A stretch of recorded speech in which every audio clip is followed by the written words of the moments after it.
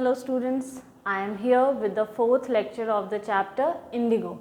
In the previous lecture we discussed about the whole agreement between Champaran, the Englishmen and the sharecroppers, what was the whole arrangement about, and how the Englishmen were trying to extract money from the poor share croppers, from the poor pageants in a deceitful manner.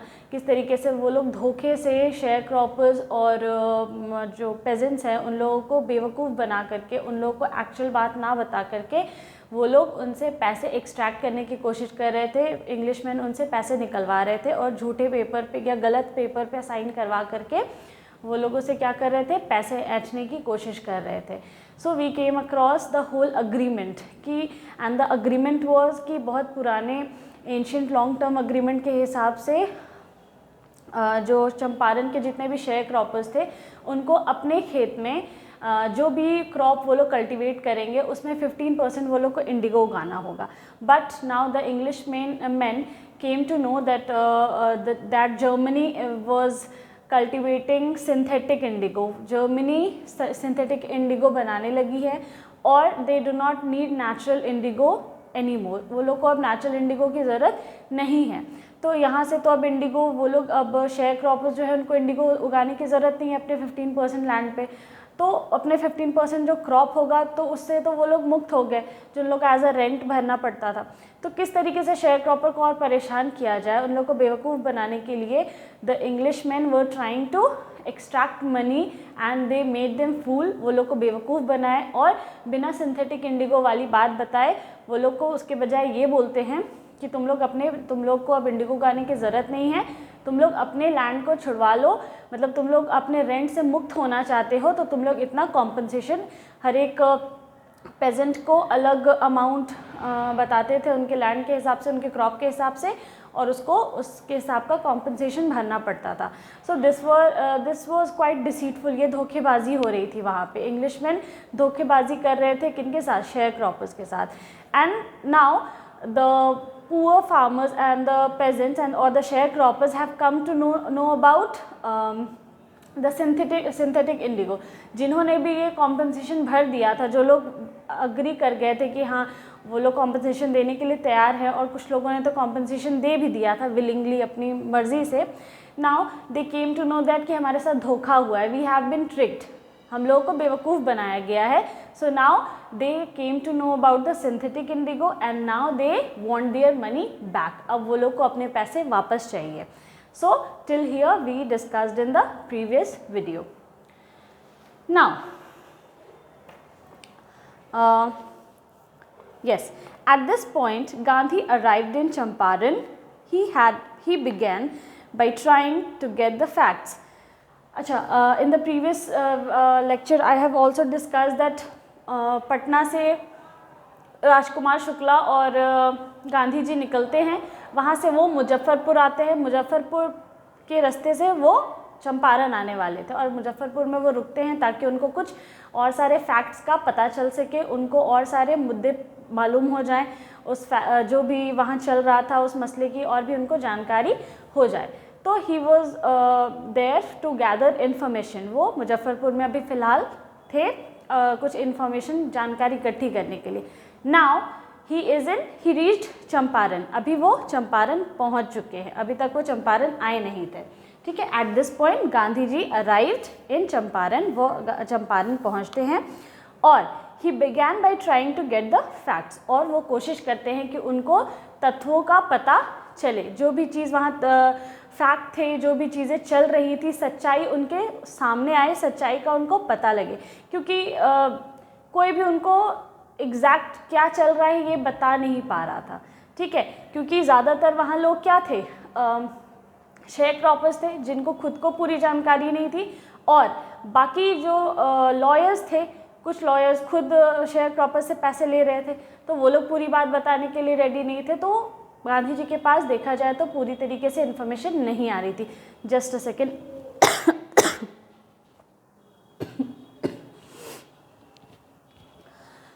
Sorry.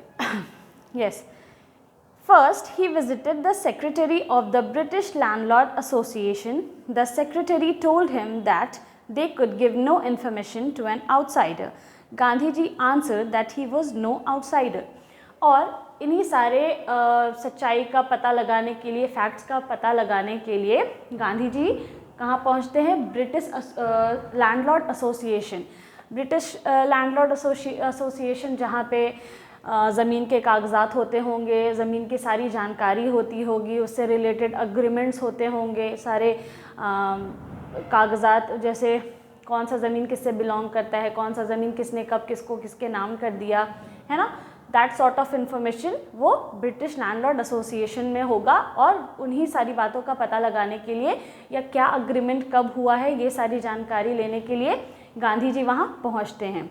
The secretary told him, और जो वहाँ का secretary था वो क्या बोलता है उनको कि वो एक बाहरी इंसान को कोई भी इंफॉर्मेशन नहीं देंगे, क्योंकि गांधी जी वहाँ के लिए एक न्यू फेस थे, उनको वहाँ कोई पहचानता नहीं था, उनको वहाँ कोई जानता नहीं था। ठीक है, तो इसीलिए वहाँ गांधी जी को ये कह दिया जाता है कि हम लोग तुमको नहीं जानते और हम लोग तुमको कोई भी तरह, किसी भी तरह की का इन्फॉर्मेशन नहीं दे सकते हैं और ना ही देंगे। ठीक है, गांधी जी उस पर आंसर करते हैं कि मैं कोई बाहरी इंसान नहीं हूँ, मैं कोई आउटसाइडर नहीं हूँ। Next, Gandhi ji called on the British official commissioner of the Tirhut division in which the Champaran district lay. अब गांधी जी देखे कि लोग जल्दी ईजिली इन्फॉर्मेशन नहीं दे रहे हैं, क्योंकि लोग समझ रहे हैं कि तो कोई बाहरी इंसान आकर के ऐसे ही इनका लीडर बन गया और हम लोग किसी को भी कोई भी चीज़ इन्फॉर्मेशन क्यों दे दें, है ना। इसीलिए गांधी जी से लोग बात करने के लिए रेडी नहीं थे, अपने कॉन्फिडेंशियल इन्फॉर्मेशन देने के लिए तैयार नहीं थे, है ना। तो इसीलिए गांधी जी वहाँ पे एक ब्रिटिश ऑफिशियल कमिश्नर से मिलते हैं। ठीक है, और वो कहाँ का था? तिरहुत डिवीज़न का था।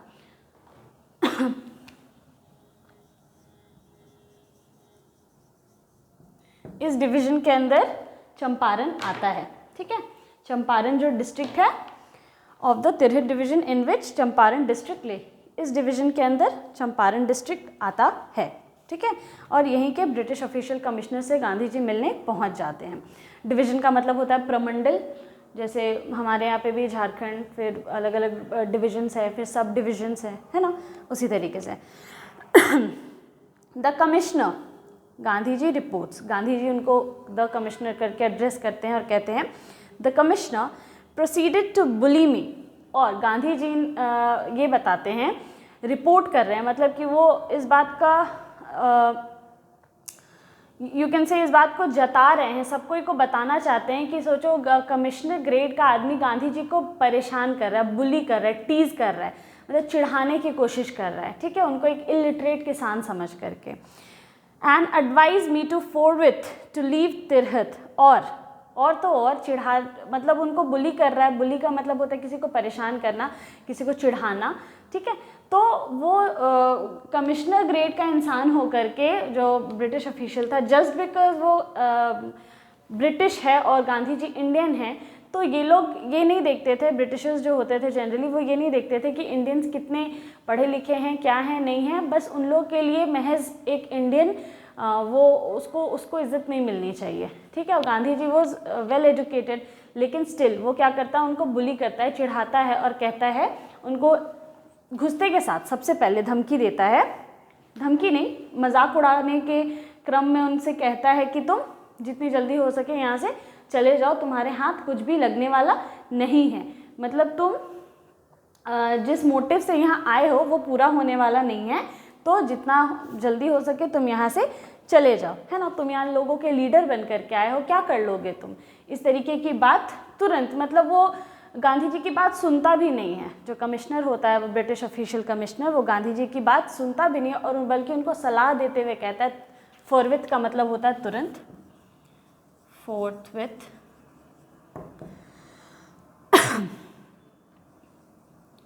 इसका मतलब तुरंत। ठीक है, तुरंत उनको बोलता है कि तुम यहाँ से चले जाओ, तिरहुत को छोड़ करके चले जाओ। Gandhi ji did not leave, लेकिन गांधी जी इतनी आसानी से अपने मकसद को छोड़ करके, उसको बिना पूरा किए वहाँ से जाने वाले में से नहीं थे, वो वहाँ से नहीं जाते हैं। Instead he proceeded to Motihari, the capital of Champaran. उसकी बजाय, वहाँ से जाने की बजाय, तिरहुत को छोड़ करके जाने के बजाय, चंपारण को छोड़ के जाने की बजाय वो चंपारण के कैपिटल को जाते हैं जिसका नाम है मोतिहारी। मोतिहारी आपने सुना होगा, तो चंपारण का कैपिटल कौन था? मोतिहारी था, वो वहाँ पे चले जाते हैं। At the railway station a vast multitude greeted Gandhi. जैसे ही वो वहाँ पे मोतिहारी पहुँचते हैं, रेलवे स्टेशन में एक भारी भरकम भीड़ गांधी जी को ग्रीट करने के लिए आती है। मल्टीट्यूड, मल्टीट्यूड का मतलब होता है भीड़, क्राउड, ठीक है। एक भीड़ गांधी जी को वहाँ ग्रीट करने के लिए आती है, उनका सम्मान करने के लिए आती है।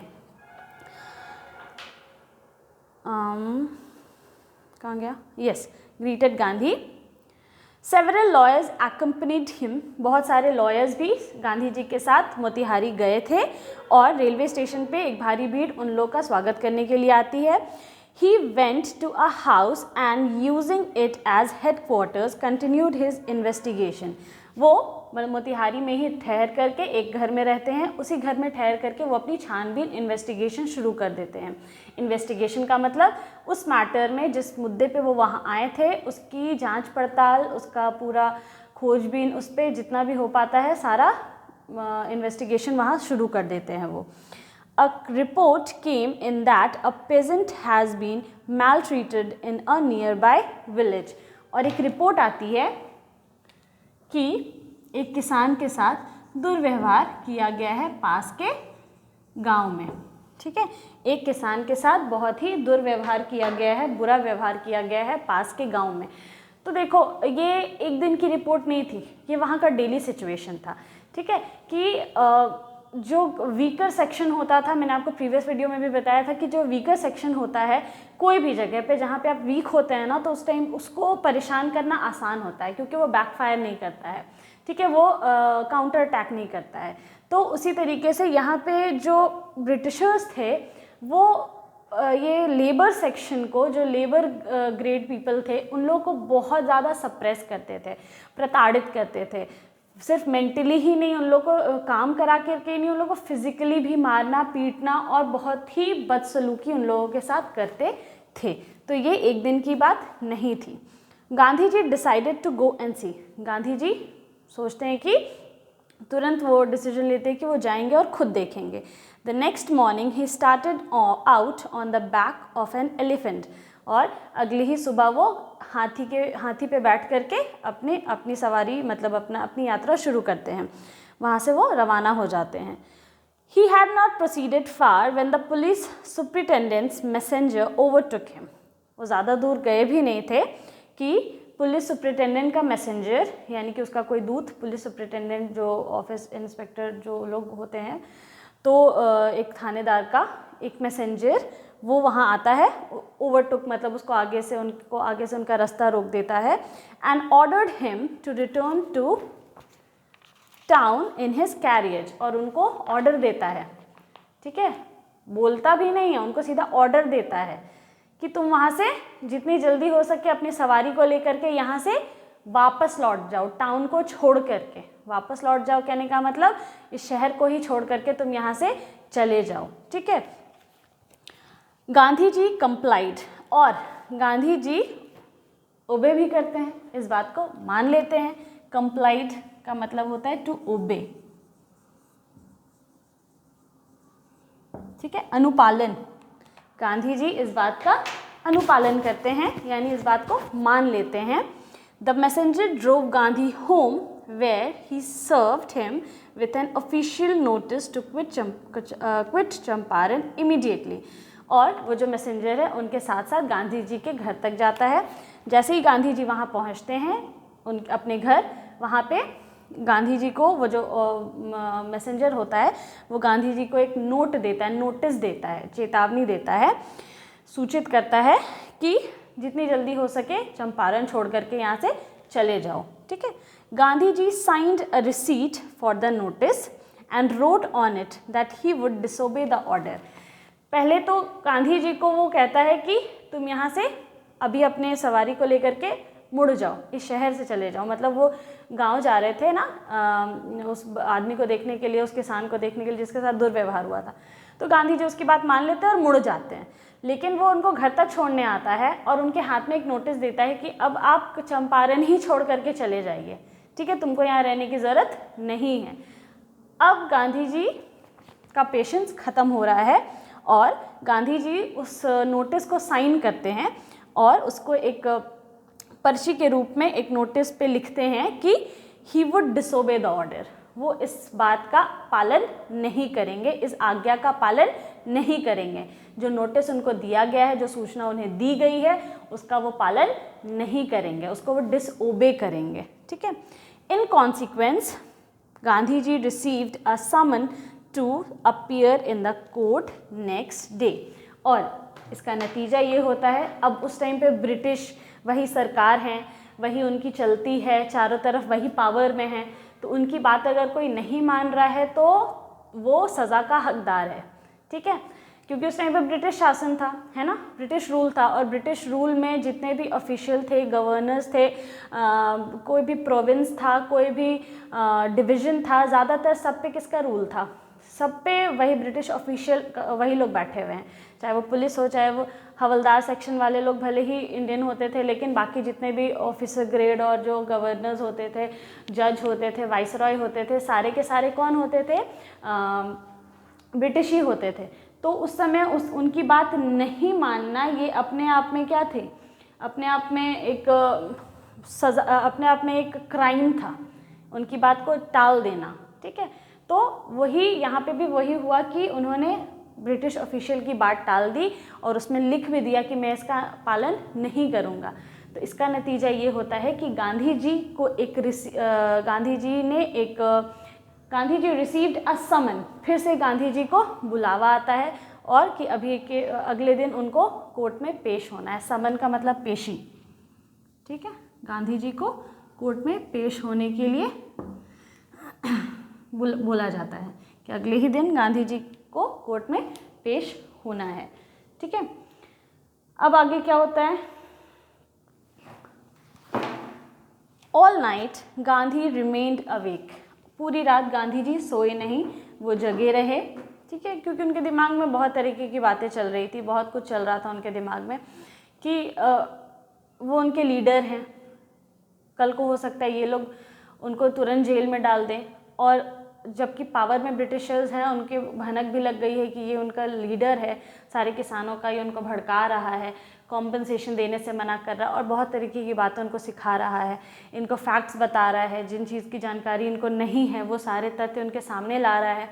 तो ये सारी चीज़ें उनके दिमाग में चल रही थी, तो हो सकता है कि ये कल घर वापस ना आए, इनको अरेस्ट कर लिया जाए और जब तक ये पूरा मुद्दा ख़त्म ना हो जाए तब तक वो जेल से ना निकले। ऐसी बहुत सारी बातें उनके दिमाग में चल रही थी, इसीलिए वो रात भर सोते नहीं हैं। He telegraphed Rajendra Prasad to come from Bihar with influential friends। वो तुरंत रात को ही राजेंद्र प्रसाद को एक तार लिखते हैं, टेलीग्राफ लिखते हैं वो, और उनको बोलते हैं कि तुम बिहार आ जाओ जल्द से जल्द, क्योंकि राजेंद्र प्रसाद तो आउट ऑफ टाउन थे, है ना, वो कहीं गए हुए थे। तो उनको टेलीग्राफ करते हैं और कहते हैं कि तुम जल्द से जल्द बिहार आ जाओ और अपने साथ साथ कुछ इन्फ्लुएंशियल फ्रेंड्स को लेकर के आना। इन्फ्लुएंशियल प्रभावशाली, है ना, इन्फ्लुएंशियल मीन्स प्रभावशाली, ऐसे लोग जिनका थोड़ा रुतबा हो, जिनके पास नॉलेज हो, जिनकी थोड़ी चलती हो, है ना, ऐसे लोगों को अपने साथ ले करके आना, प्रभावशाली, ठीक है। He sent instructions to the ashram. He wired a full report to the viceroy.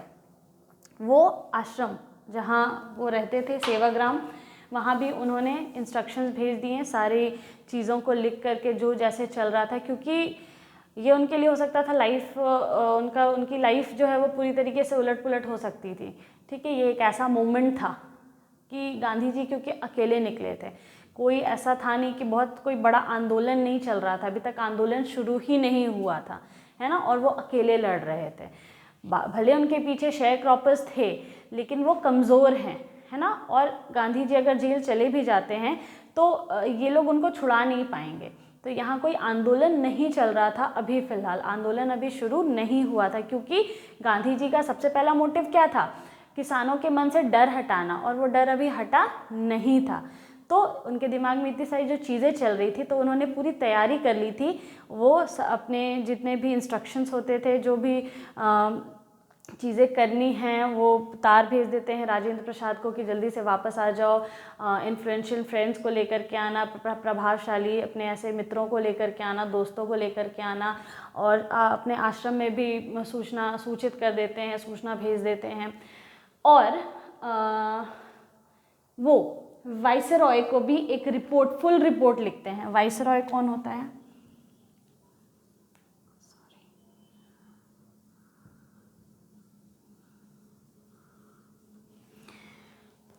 Viceroy ये एक कंट्री को गवर्न करता है। अभी नहीं, अब नहीं होते हैं ये पोस्ट अभी होता नहीं है। ये ब्रिटिशर्स के टाइम पे आपने हिस्ट्री बुक में भी पढ़ा होगा कि वाइसरॉय, 2-3 वाइसरॉयज का नाम भी सुना होगा। तो जैसे अभी हमारे यहाँ गवर्नर होते हैं ना, वैसे ये होते थे उस टाइम पे, ठीक है। ब्रिटिश ऑफिशियल जो होते थे वो लोग क्या करते थे, गवर्नर अपॉइंट करते थे, और ये एक प्रोविंस को रूल करते थे। प्रोविंस का मतलब होता है एक पार्ट, अलग अलग पार्ट ऑफ कंट्री के लिए, जैसे अभी हमारे पास अलग अलग स्टेट्स है ना, तो एक एक स्टेट के लिए एक एक गवर्नर है। उसी तरीके से ये जो वाइसरॉय होते थे वो एक एक प्रोविंस के लिए होते थे, और ये रिप्रेजेंट करते थे एक राजा को, ठीक है। ये वो जहाँ जिस भी जगह को ये रूल करते थे, वहाँ के राजा को ये उनका नेतृत्व करते थे, उनको रिप्रेजेंट करते थे, ठीक है।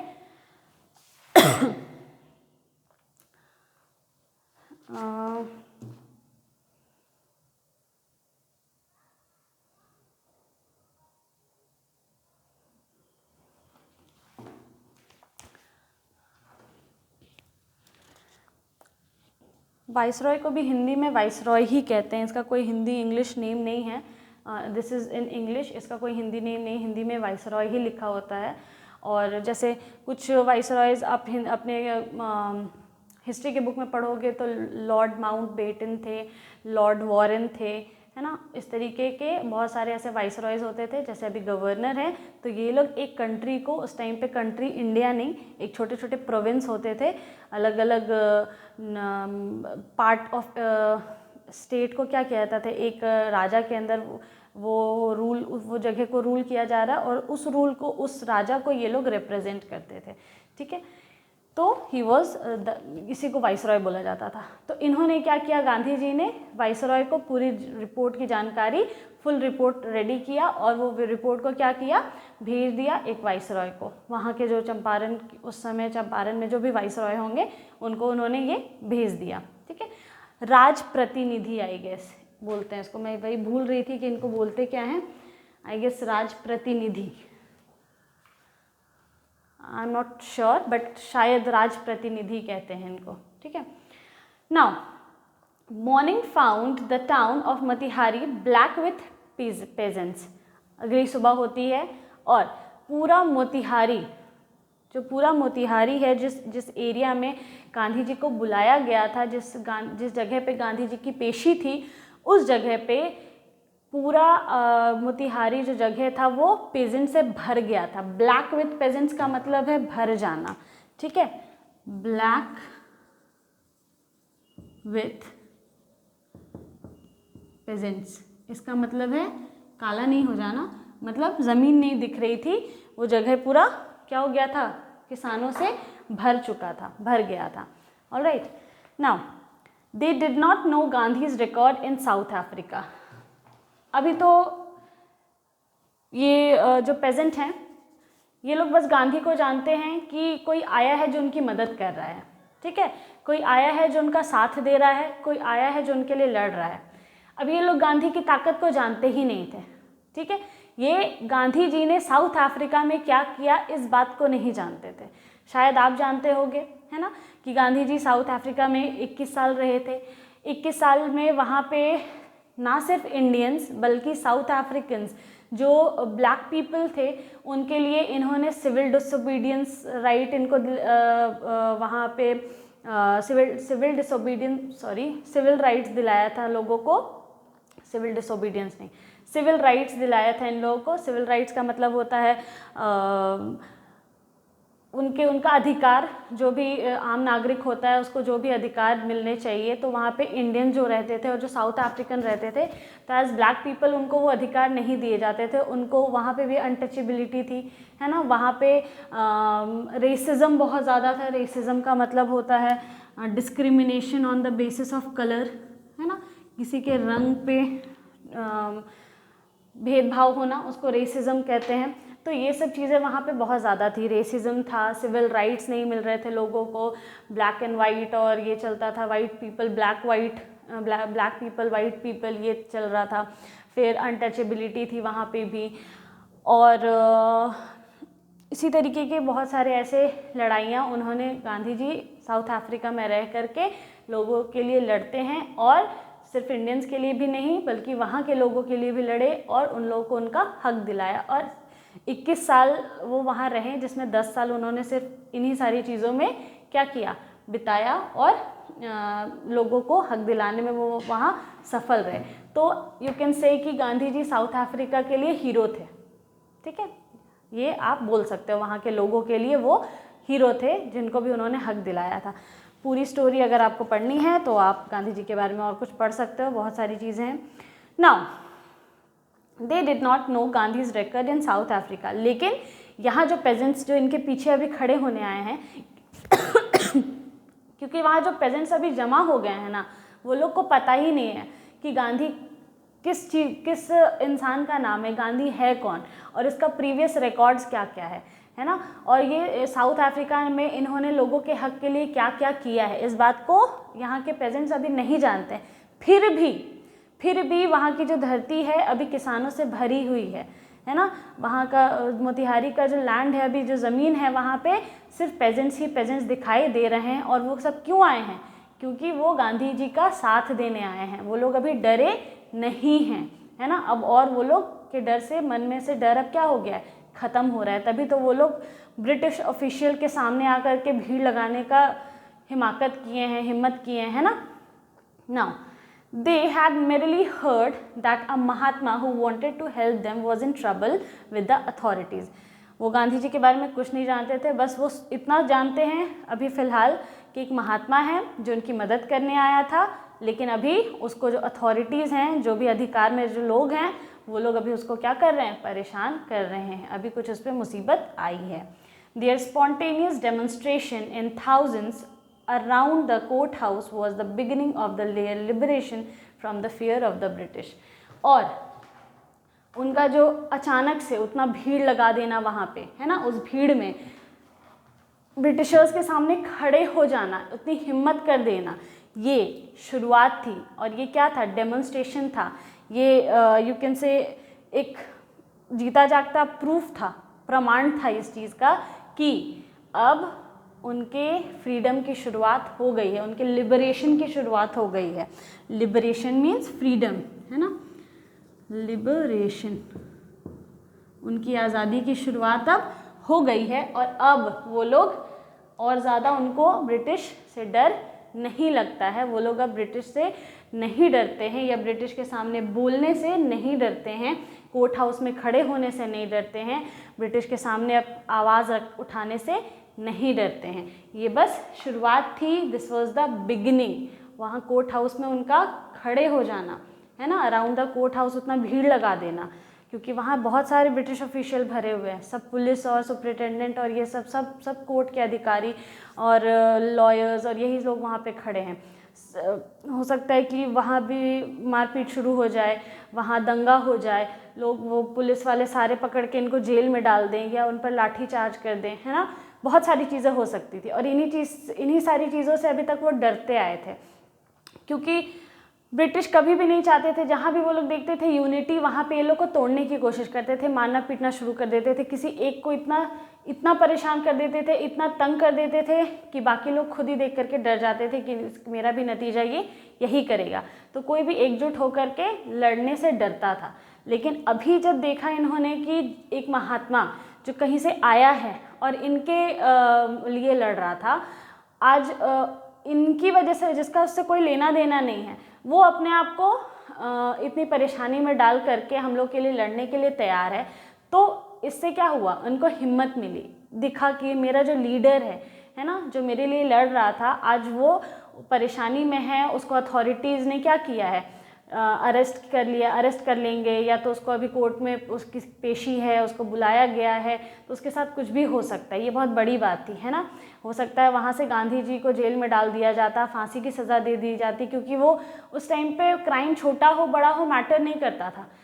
वो लोग ना इधर के लोग लॉ जानते थे, या जानते भी थे तो बोल नहीं पाते थे, क्योंकि उनको हक नहीं था बोलने का, उनमें उतनी हिम्मत नहीं थी बोलने की, तो उस लॉ के हिसाब से उनको सज़ा नहीं मिलती थी, है ना। Out of the law, out of the book उनको सज़ा दे दी जाती थी, चाहे क्राइम छोटा हो या बड़ा हो।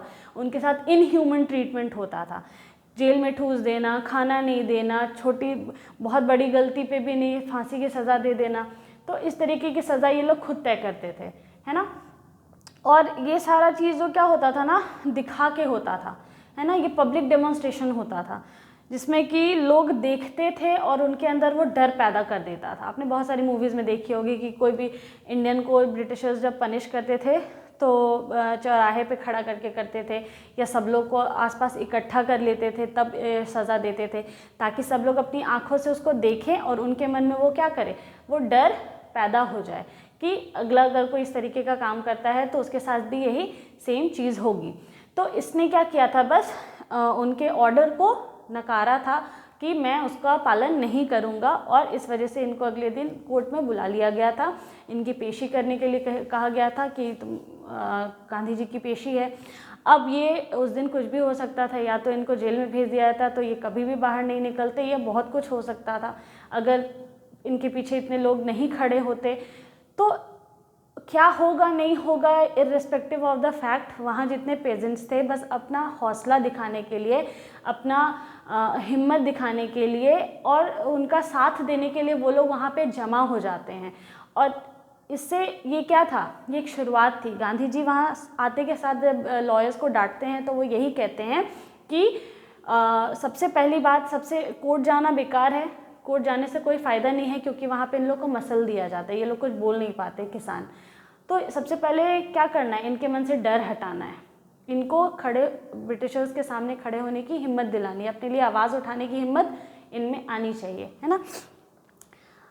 ये लोग कुछ नहीं जान रहे हैं गांधी जी के बारे में कि गांधी जी ने साउथ अफ्रीका में क्या किया।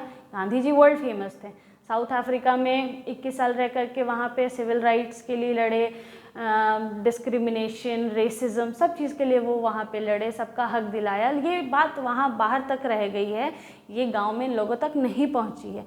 और यहाँ आने से पहले भी गांधी जी बहुत सारे जगह पर जा रहे थे, तो ये हर जगह होम रूल के लिए, होम रूल मतलब मैंने आपको प्रीवियस वीडियो में भी बताया था कि होम रूल का मतलब होता है अपने जगह के लिए, अपने जगह पे अपना अधिकार पाने के लिए, वहाँ किसी और का राज हटाने के लिए लड़ना, उसको होम रूल कहते हैं। वो एक मूवमेंट है। तो ये इंडिया में भी अलग अलग पार्ट्स में जा कर के लोगों को क्या कर रहे थे, जागरूक कर रहे थे।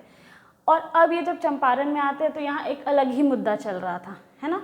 तो यहाँ पे के लोग गांधी जी से अवेयर ही नहीं थे, और यहाँ गांधी जी को भी नहीं पता था कि ऐसा ऐसा भी कुछ कुछ चल रहा है, ठीक है। यहाँ आने के बाद गांधी जी को कुछ अलग ही पता चला।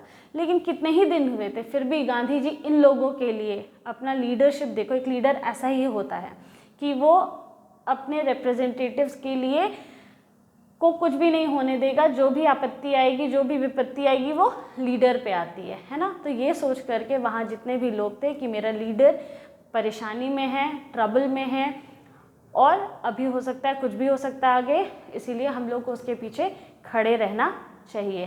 तो ये दिखाता है कि उन्होंने समझना शुरू कर दिया था, उन्होंने बोलना शुरू कर दिया था, उनमें हिम्मत आ गई थी, उन्होंने अपने लिए स्टैंड लेना शुरू कर दिया था। तो Gandhi ji you can say first triumph था उनके लिए, पहली जीत थी उनके लिए ये, और अभी जीत की उनकी शुरुआत हुई थी। We will see what happens next in the next lecture. Thank you.